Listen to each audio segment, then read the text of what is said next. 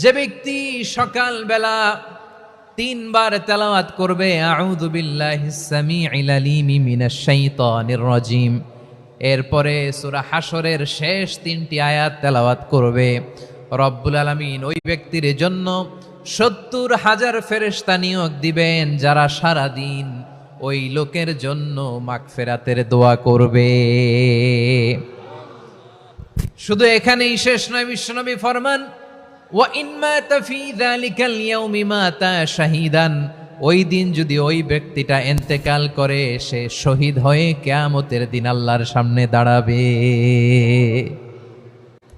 সকালবেলা যদি পড়েন তিনবার আউযু বিল্লাহিস সামিউল আলিম মিনাশ শাইতানির রাজিম তিনবার পড়ে সূরা হাশরের শেষ তিন আয়াত যদি তেলাওয়াত করেন, তাহলে আপনার জন্য আল্লাহ তাআলা ৭০,০০০ ফেরেশতা নিয়োগ করবে। সারা দিন তারা আপনার জন্য মাগফিরাতের দোয়া করবে।